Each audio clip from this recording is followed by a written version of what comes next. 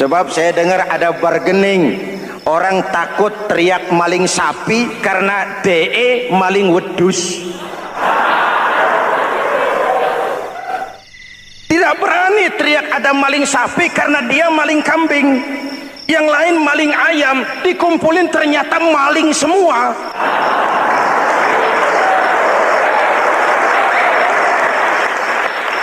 Muhammadin wa ala alihi wa sahbihi ajma'in, amma ba'du.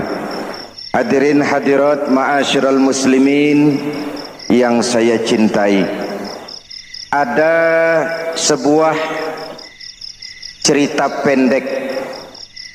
Seorang pengendara sepeda motor ditangkap oleh Pak Polisi, lalu diperiksa. Ini motor siapa? Pinjam Pak. Helm? Pinjam.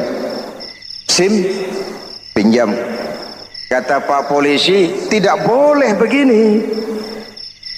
Marah yang naik sepeda motor. Pak Polisi bagaimana? Kok tidak boleh? Yang punya saja bilang boleh.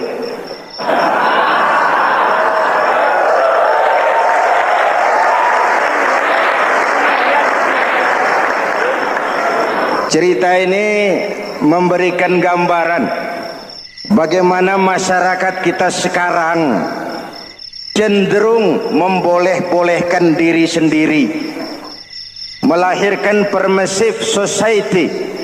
Masyarakat serba boleh dengan ukuran sakarepe dewe. Itu sebabnya agama diturunkan.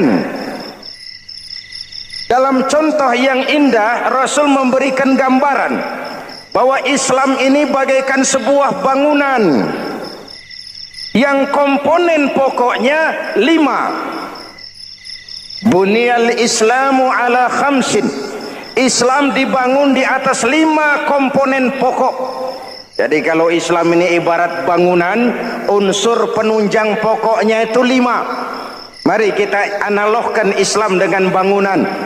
Kalau saudara akan membangun rumah, sebelum pasang tiang, pasang genteng, pasang jendela, apa yang lebih dulu dibangun? Fondasi. Kalau Islam ibarat bangunan, fondasinya adalah syahadatu an la ilaha illallah wa anna muhammadar rasulullah. Ini fondasi. Jikalau kuat fondasi, aman bangunan. Jikalau rapuh fondasi, lentur dan luntur bangunan. Maka kuat atau tidak kuatnya bangunan Islam kita bergantung kepada keyakinan dasar tadi, fondasi. Saya bersaksi tidak ada Tuhan selain Allah, artinya saya tidak akan menyembah kecuali hanya kepada Allah. Orang yang benar fondasinya beres sujudnya. Kalau saya yakin tidak ada Tuhan selain Allah, saya tidak akan minta rezeki kecuali hanya kepada Allah. Orang yang benar fondasinya, giat bekerjanya, jauh dari tipu menipu, jauh dari renten, jauh dari riba, jauh dari korupsi, jauh dari judi. Keyakinan memberikan warna terhadap bentuk kepribadian. Kalau saya yakin tidak ada Tuhan selain Allah, saya tidak akan pernah takut kecuali hanya kepada Allah. Saya tidak akan melarikan persoalan kecuali hanya kepada Allah. Saya tidak akan menggantungkan hidup kecuali hanya kepada Allah. Saya tidak akan minta tolong kecuali hanya kepada Allah. Meresap ke dalam jiwa. Untuk keyakinan seperti ini, orang-orang tua kita dahulu berlinang air mata, bersimbah darah, bahkan berkorban nyawa, melaksanakan hijrah untuk mempertahankan keyakinan. Ini intan paling mahal dan ini mutiara paling berharga. Zaman boleh berubah, tapi pondasi tidak boleh goyah. Masa boleh berganti, tapi pondasi jangan sampai mati. Karena iman kita hidup, untuk iman kita berjuang, dan dalam iman kita ingin kembali menghadap Allah Subhanahu. Masih ingat cerita tentang Bilal? Masih? mengulang kaji saja. Bilal itu budak sahaya. Ketika masuk Islam dipanggil oleh majikannya, Bilal. Iya bos. Saya dengar kamu masuk Islam ya? Iya bos. Kok berani-beraninya kamu masuk Islam? Memangnya kamu budak siapa Bilal? Iya budak bos. Bos. Kamu kerja sama siapa? Sama bos. Bos. Yang gaji kamu siapa? Ya bos. Nah, kamu kan ngerti Bilal. Kamu budak saya, kamu kerja dengan saya, yang gaji kamu saya, yang beri makan saya.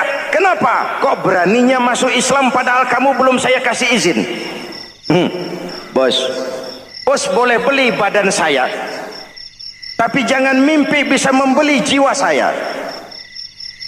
Tuhan boleh kuasai badan saya, tapi jangan mimpi bisa menguasai keyakinan saya. Saya memang benar Tuhan yang gaji, tapi kan saya digaji, saya kerja. Kerja itu kewajiban saya, gaji itu hak saya. Soal keyakinan jangan ikut campur bos. Kurang ajar kamu Bilal. Biarin. Bilal, begini saja. Kalau kau mau meninggalkan keyakinanmu, meninggalkan Allah Tuhanmu, kau akan kami merdekakan.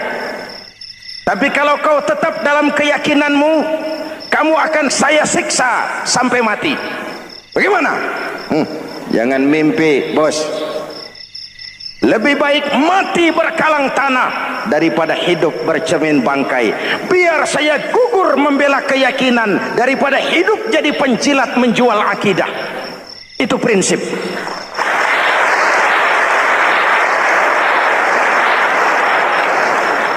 Gendeng kamu. Ayo siksa. Tangannya diikat, dihimpit dengan batu berat, dijemur dengan terik matahari padang pasir, terkelupas kulitnya, mengalir darah dari sekujur badannya, pecah bibirnya. Ayo Bilal, tetap bertuhan Allah dan kau akan mati di sini, atau kembali ke agama lama, kau jadi merdeka. Dari bibir yang pecah itu cuma keluar Allahu Ahad. Bilal budak badannya, merdeka jiwanya, maka namanya ditulis dengan tinta emas dalam sejarah. Kita zaman sekarang merdeka badan kita, tapi sering budak mental dan jiwa kita, maka sejarah tidak pernah mau mencatat kita.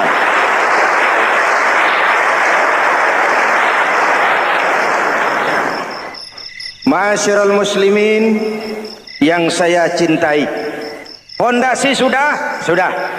Lalu apa lagi? Mulai memancangkan tiang.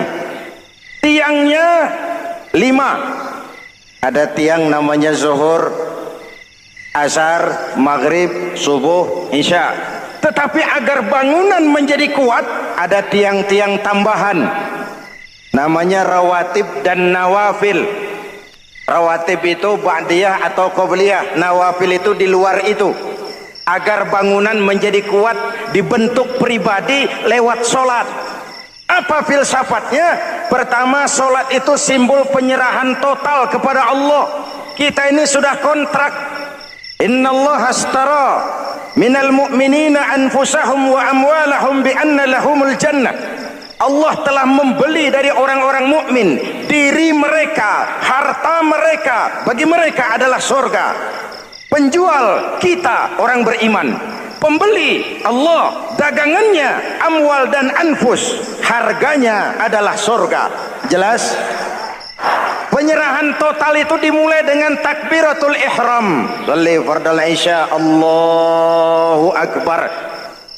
Arahkan mata ke tempat kita sujud. Jangan lupa kalau sudah di atas, lupa dengan yang di bawah. Sudah jadi genteng, petatang peteteng di atas.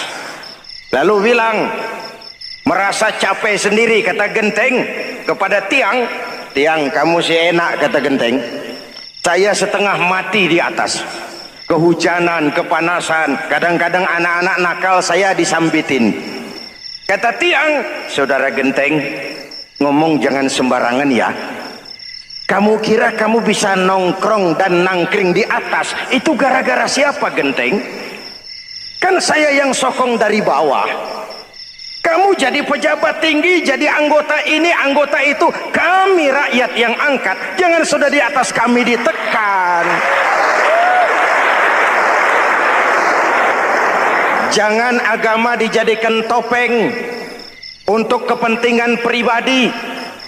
Berpolitik untuk kepentingan agama, ayo. Tapi menjual agama untuk kepentingan politik, itu yang merusak agama.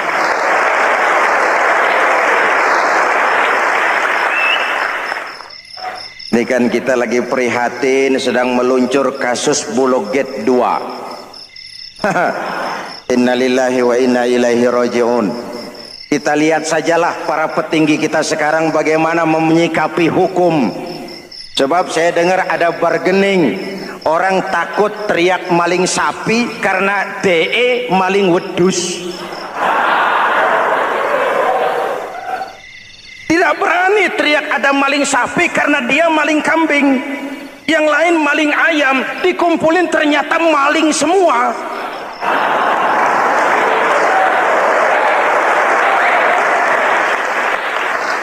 Hadirin yang saya hormati, ini melukai rasa keadilan. Oleh karena itu sholat mengajarkan kepada kita, dalam posisi berdiri, lihat tempat sujudmu, jangan menteleng terus ke atas lalu lupa dari mana kita berangkat. Itulah maknanya tawadhu, rendah hati, tidak melonjak angku dan sombong. Ada sebuah hadis Rasulullah bersabda, "Idza aradallahu biqaumin khairan." Apabila Allah menginginkan kebaikan kepada satu bangsa, apabila Allah menginginkan kebaikan kepada satu kelompok rakyat, walla alaihim khulama'uhum, maka yang naik jadi pemimpin adalah orang-orang yang santun, orang-orang yang lemah lembut, bukan orang yang menggunakan kekerasan dan tiran. Sedikit-sedikit main pecat, itu terlambat lahir. Mestinya lahir di zaman Hitler, mestinya lahir di zaman Benito Mussolini, atau kalau mau lebih klasik lagi di zaman Fir'aun. Kalau Allah menginginkan kebaikan kepada satu masyarakat, satu bangsa, satu negara, naiklah orang-orang yang santun, yang ngayomi, yang menjadi solusi dan jalan keluar untuk kepentingan rakyatnya, mampu memberikan keteladanan. Saya tertarik dengan pidato Presiden Cina pada saat dilantik. Cina, Presiden Cina pasti tidak tahu Pancasila, pasti tidak kenal Islam, tapi pidato pelantikannya, berikan saya 100 peti mati, yang 99 akan saya pakai buat koruptor, yang satu akan saya pakai sendiri kalau kamu lihat saya tidak benar. Luar biasa.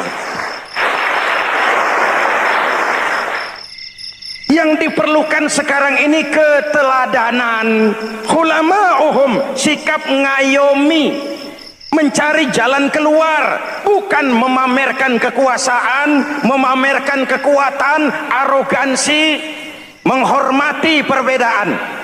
Itu ciri demokrasi. Lalu wa qada bainahum ulama'uhum, yang memutuskan hukum adalah pakarnya, ulamanya, mengambil keputusan secara profesional sehingga rakyat beroleh apa yang namanya kepastian hukum, merasa hidup terlindungi, aman dan nyaman. Lalu yang ketiga, wa ja'alal mala fi askhiyaihim, peredaran harta, pergerakan ekonomi berada di tangan orang-orang yang pemurah, yang tidak mau kaya sendiri, tidak mau senyum di atas penderitaan orang lain, menari di atas bangkai saudaranya. Hadirin yang saya hormati, ini cirinya. Tapi sebaliknya kata Nabi, wa idza aradallahu biqaumin syarran, apabila Allah menghendaki kejelekan, keburukan bagi satu bangsa, walla alaihim sufahauhum, yang naik jadi pemimpin orang-orang durjana, orang-orang kurang ajar, tapi dipoles dengan topeng yang bagus. Ini musim topeng. Musim apa? Topeng. Topeng itu apa perlunya? Menyembunyikan wajah asli. Sekarang ini Dracula berwajah Arjuna. Ini musim topeng. Kita rakyat harus hati-hati dan punya filter, mampu memilah dan memilih. Walla alaihim sufahauhum wa qada bainahum juhaluhum, yang memutuskan hukum, yang mengambil keputusan orang-orang bodoh.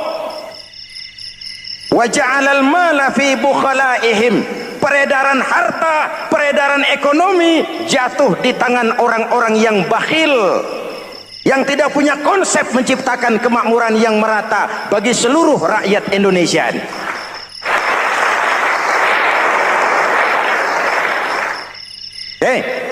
Kita kembali kepada tiang. Ini kan lagi cerita tiang tadi ya. Kalau sedang berdiri, lihat tempat sujud, jangan menteleng terus ke atas.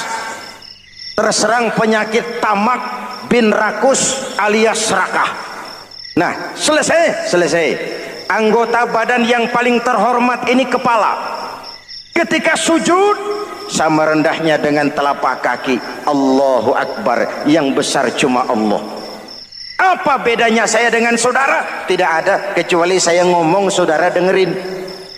Kita sama-sama beribadah, sama-sama mencari nilai tambah di hadapan Allah. Apa saya lebih penting dari saudara? Belum tentu. Apa saya lebih hebat dari saudara? Belum tentu. Perasaan lebih penting, lebih hebat, lebih jago setan. Jelas? Ayo tundukkan kepala, dia sama rendahnya dengan telapak kaki kita. Yang besar cuma Allah. Allahu Akbar. Lalu diakhiri dengan menebarkan salam. Assalamualaikum warahmatullah. Assalamualaikum warahmatullah. Menebarkan salam, mewujudkan rasa aman, damai, bukan menimbulkan keresahan. Hadirin yang saya hormati, ini karakteristik kita. Selesai sholat, kembali ke masyarakat, ajaran salam diterjemahkan. Apa? Rasulullah sallallahu alaihi wasallam bersabda, "Ufsus salam, wasilul arham, wa at'imut ta'am, wa sallu bil laili wan nasu niyam, tadkhulul jannata bisalam." Pertama, ufsus salam, tebarkan salam. Tebarkan salam itu bukan cuma kalau ketemu orang, assalamualaikum, assalamualaikum. Iya, itu zahirnya.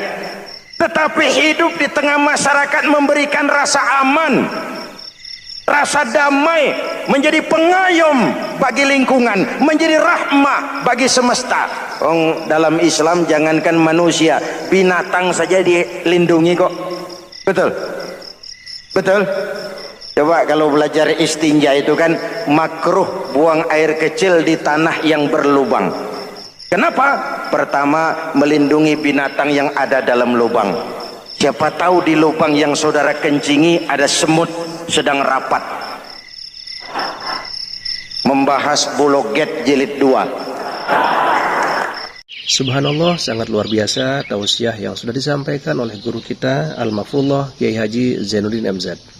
Sahabat beriman yang dimuliakan Allah, tetaplah di channel ini karena kajian ini belum selesai dan masih banyak lagi hal-hal menarik yang akan disampaikan oleh beliau. Maka tetaplah di channel ini dan mari kita lanjutkan kembali. Selamat mendengarkan. Apa dosanya lalu mati dikencingi? Ini namanya rahmatan lis semut. Binatang saja dilindungi. Ada hadis Kalau kamu menyembelih hewan, sembelilah dengan cara yang terbaik. Jangan menyembelih ayam dengan pisau tumpul. Ini ajaran apa? Ajaran tentang peri kebinatangan. Rahmatan, memberikan rahmah, salam, keselamatan dan kedamaian kepada masyarakat lingkungan. Itu misi seorang muslim.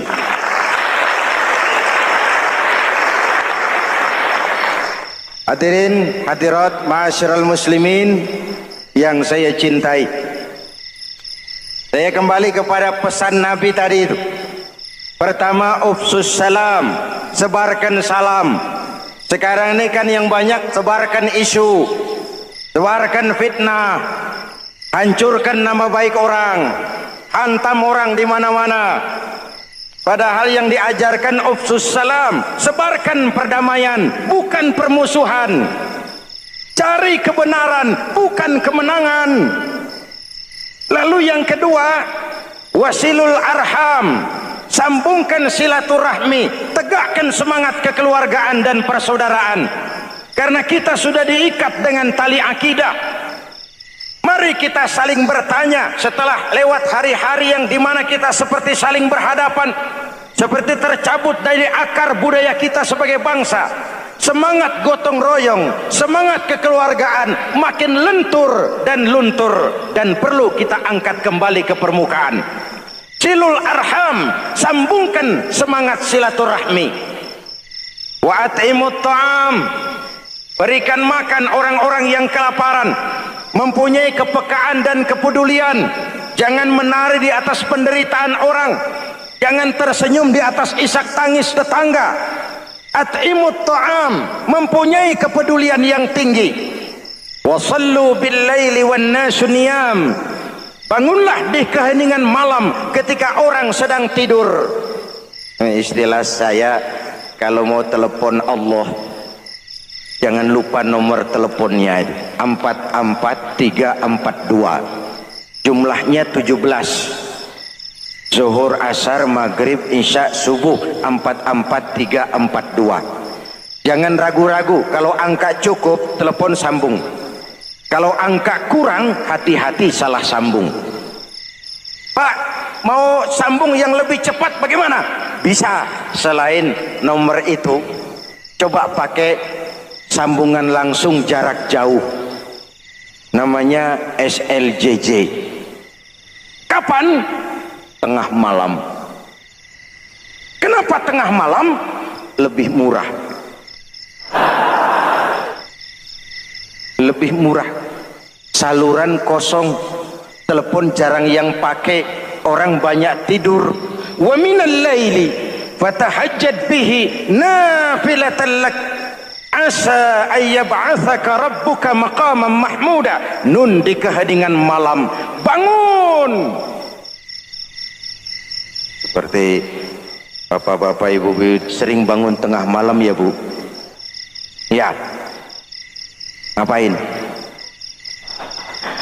Kalau bangun tengah malamnya sih saya percaya, cuma urusannya apa? Kira bangun tengah malam mau tahajud, malaikat sudah mau nulis, cuma buang air kecil, tidur lagi. Hampir salah tulis saya.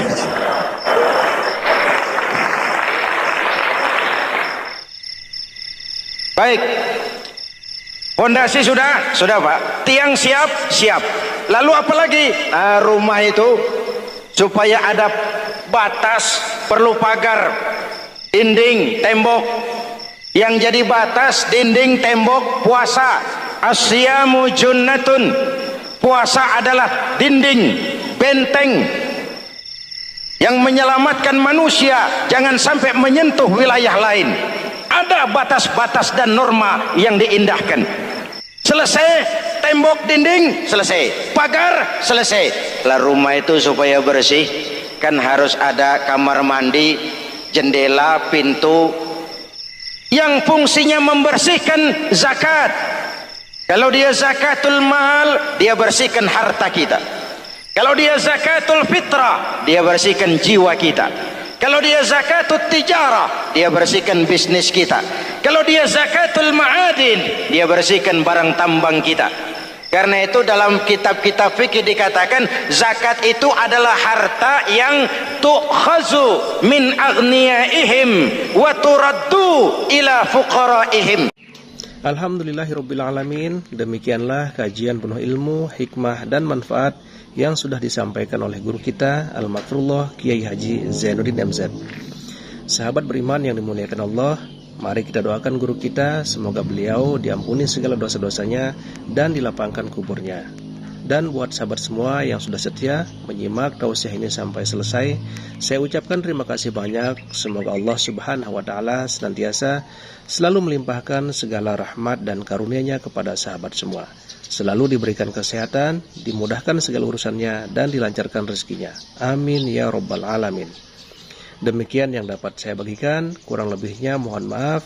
Sampai bertemu lagi di kajian berikutnya. Wabillahi taufiq wal hidayah, waridha wal inayah. Wassalamualaikum warahmatullahi wabarakatuh. Setelah kita mendengarkan tausiah fenomenal dari guru kita Al-Makfurullah Kiai Haji Zainuddin MZ, sekarang mari kita lanjutkan aktivitas kita masing-masing. Semoga apa yang sudah disampaikan oleh beliau bermanfaat untuk kita semua. Amin ya rabbal alamin. Doa dan harapan saya semoga sahabat semua sehat selalu dan dilancarkan rezekinya. Amin ya rabbal alamin. Sampai bertemu lagi di kajian berikutnya. Assalamualaikum warahmatullahi wabarakatuh.